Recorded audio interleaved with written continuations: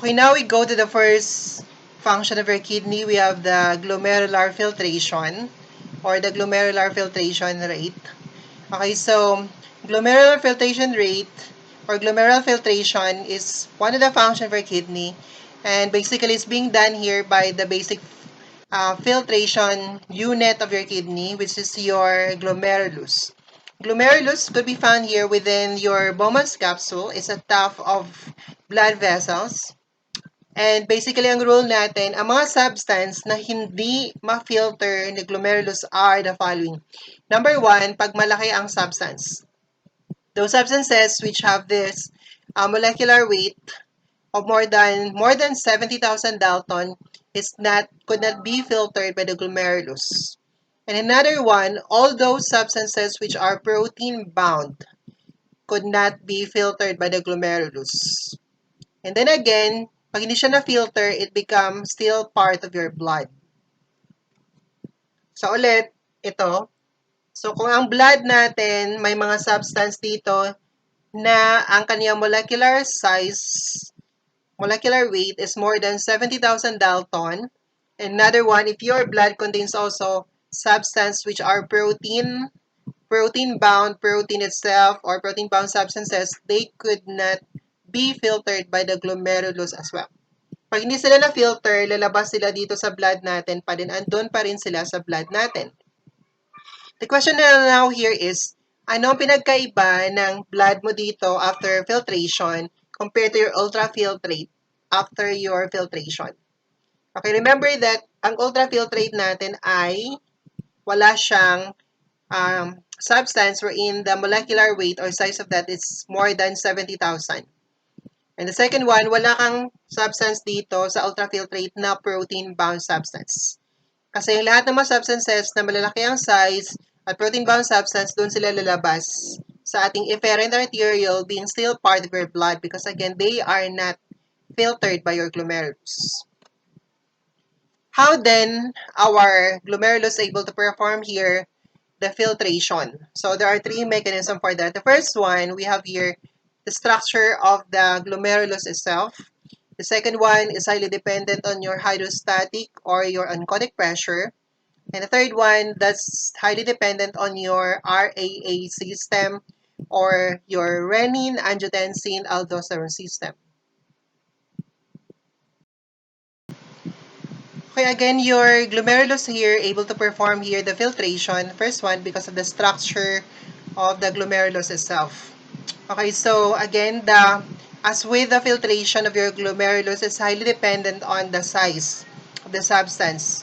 Again, ang mga substance na sobrang laki nila, hindi sila ma-filter ni glomerulus natin. We're talking about the substances having a molecular weight or size more than 70,000 Dalton.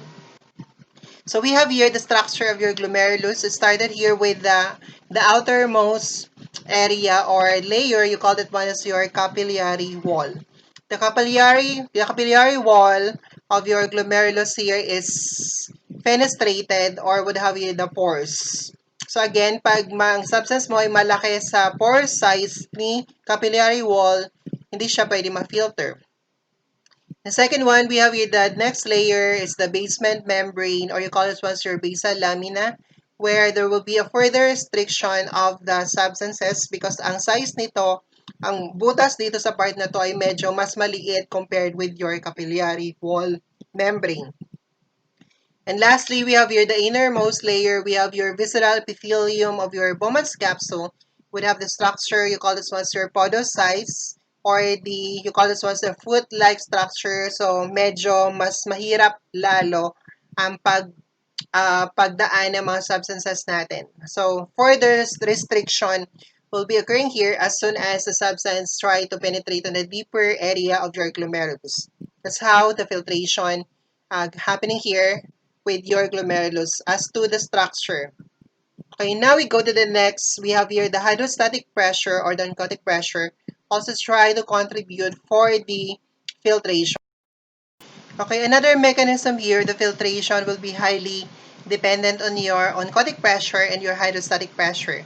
Again, oncotic pressure is maintained or regulated by the amount of the protein. The protein will always be the one responsible here for the oncotic pressure. As for your hydrostatic pressure, that one is being governed, regulated here by our blood vessels. We're talking about your, again, ang blood vessels natin, afferent and your efferent arteriole. Okay, this hydrostatic pressure is being regulated in response to your blood volume and your blood pressure. And your blood vessel, pwede siyang mag-response to that depending on the need. Again, it could regulate that one by either doing here the vasoconstriction or the vasodilation mechanism. Pag vasodilate, so lalakihan niya ang butas. Pag vasoconstrict naman, so lilitan niyang butas.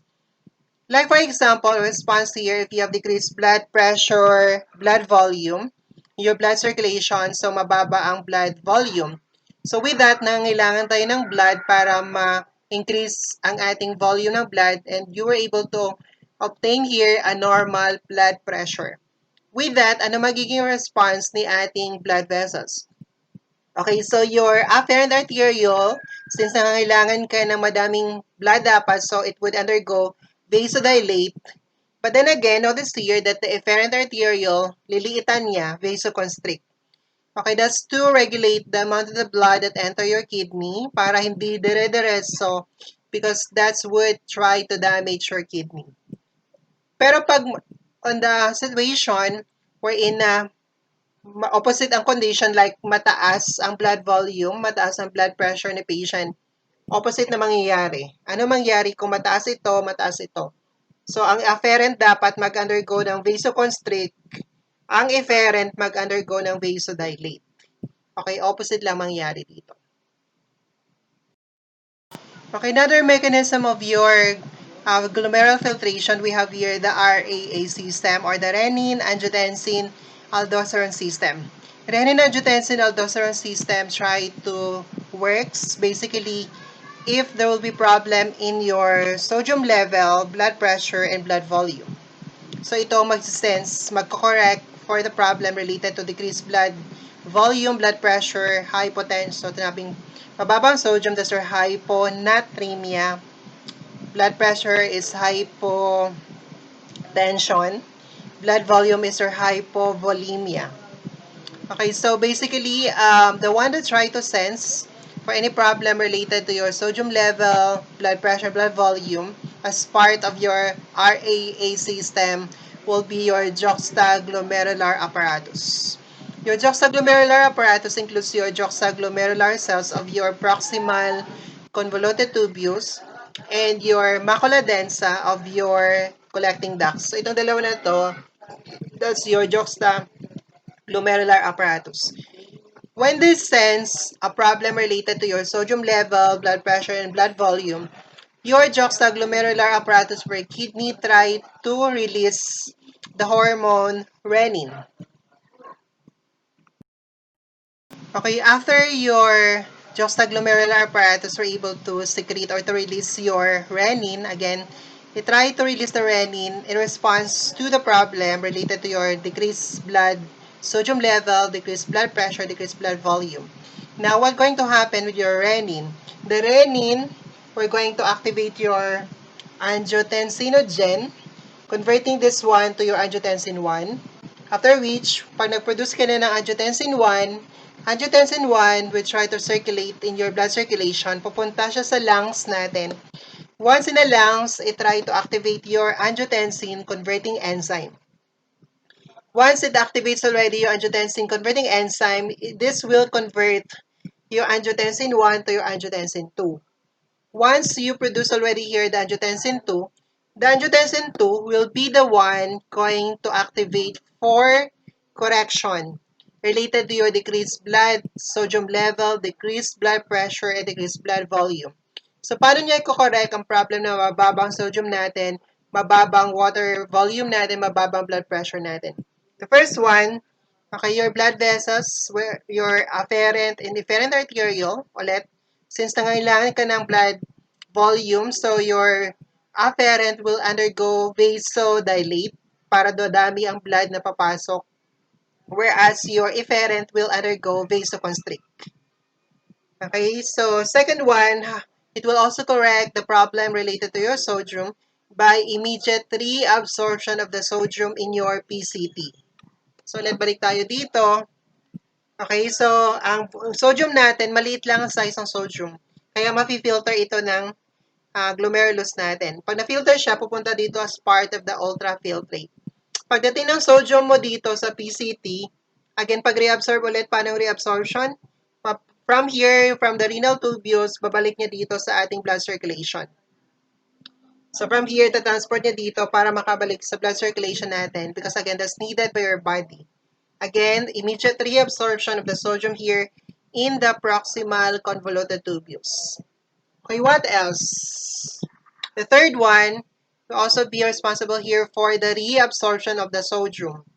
The reabsorption of the sodium here in the DCT or the distal convoluted tubules. But notice here that the reabsorption of the sodium in this part, the distal convoluted tubule, is under the influence of the hormone aldosterone. Kailangan mo ng hormone na aldosterone para mag-reabsorb ang sodium natin in the distal convoluted tubules. Aldosterone is produced here by your adrenal cortex. Ulit, balik tayo dito. Pag ang sodium mo dito sa proximal convoluted tubules is just being transported by just an active transport lang. Pag ganun lang siya. Pero dito, pag ang sodium mo ay andito sa distal convoluted tubules, you need to have your aldosterone para ma-reabsorb ito pabalik dito sa blood vessels natin. Okay, pag bumalik sa blood vessel, eventually it will be returned back to your blood circulation to correct for the problem with your sodium. Okay, the last we have here, correction will be related to the reabsorption of your sodium with your water because again, meron kang hypovolemia. Okay, so mababa ang blood volume natin so kailangan mag-reabsorb ng water to correct for that. And the reabsorption of the water nangyayari sa ating collecting ducts. Collecting ducts here, so after your distal, okay, we have collecting ducts. So dito, mag-reabsorb ng water. From here, babalik niya dito sa blood vessels natin. Anyway, drawing kasi natin dapat, ang blood vessels natin ay mga dito pa din siya, nagsusurround dito. Ginanon ko lang para kasi makita natin. But actually, your blood vessels, hindi siya pa ganun dapat. You try to interwind here. Dito siya nakapulupot dapat sa ating renal tubules. Pero para madali ang reabsorption. But then again, water reabsorption, the collecting ducts, again, that one is under the influence of the hormone, antidiuretic hormone. Other name for antidiuretic hormone is your arginine vasopressin. Okay, so hindi basta-basta magre-reabsorb ng water in the collecting ducts. Again, it will only reabsorb if you have your antidiuretic hormone. All of this one is being triggered, activated because you produce already your angiotensin 2. And that's your RAA system. Okay, so again, we have here after the filtration process, what you have here already would be your ultrafiltrate. So, ang ultrafiltrate natin dito siya lalabas sa ating proximal convoluted tubules. What do we expect to have here your ultrafiltrate? Again, ano ulit? Ano dapat? Pag protein-bound substance, papasok ba siya dito o hindi? Okay, hindi. Diba? Lahat ng protein-bound substance, hindi sila makakadaan dito. Dito sila pupunta. So, we are expecting that your ultrafiltrate, wala siyang protein-bound substance, plus wala tayong substance which has molecular weight more than 70,000 Dalton. Ang mga substance na to, protein-bound substances which are more than 70,000 Dalton, saan sila pupunta after filtration? Saan? Not in your proximal convoluted tubules, not in the renal tubules, but in your efferent. Magiging still part pa rin sila ng blood natin. We try to flow out of your glomerulus by passing through your efferent arteriole. Okay, we have here the normal filtration, that's 120 ml per minute. And your ultrafiltrate, again, ultrafiltrate natin, we are expecting it to have a specific gravity of 1.010. Okay, now we go to the next function of your kidney. We have here the tubular reabsorption. So again, when we speak about the tubular reabsorption, it's just the transport of the substance in your renal tubules, returning it back to your blood vessels in order for that to be returned back to your blood circulation. Because we are doing this one because those substances here are still needed by your body. Okay, there are two mechanisms here for the transport. One, we have the active and we have here the passive. I think you're familiar with that mechanisms naman. Active is the transport of the substance against your concentration gradient from the area of lower concentration to the higher concentration. Passive is with have here the transport from higher concentration, lower concentration without the help or without the need of the ATP as the energy. So pag sinabing reabsorption, ulit, okay, so may mga substance kasi tayo na, okay, especially for those mga electrolytes na sobrang liit nila, wherein they are being filtered by the glomerulus. Pag na-filter sila, pupunta dito sa ultrafiltrate. But then again, they are still needed by the body.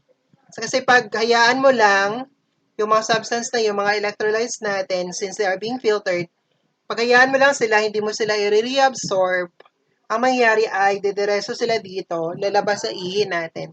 And magiging ano lang siya, sayang. Because those are still essential electrolytes or nutrients in our body. That's why you need to undergo here the tubular reabsorption.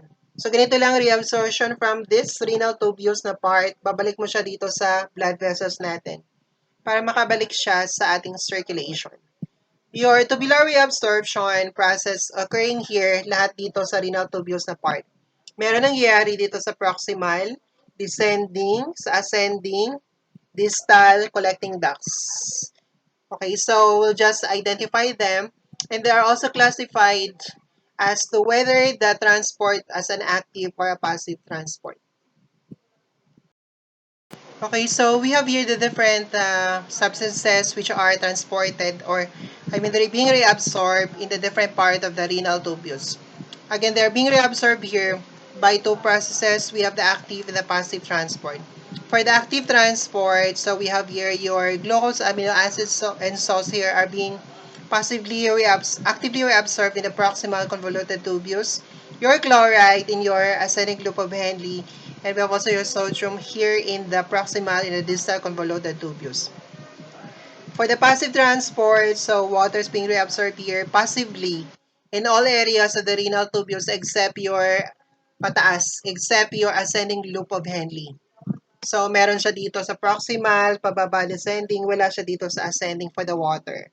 Because again, ascending loop of Henle is impermeable to the water. And then, we have that collecting ducts is also reabsorbed by the water. Water reabsorption and collecting ducts ulit sa RAA system natin. Anong kailangan natin na hormone? Okay, you are needing the antidiuretic hormone pag dito sa collecting ducts for the water to be reabsorbed.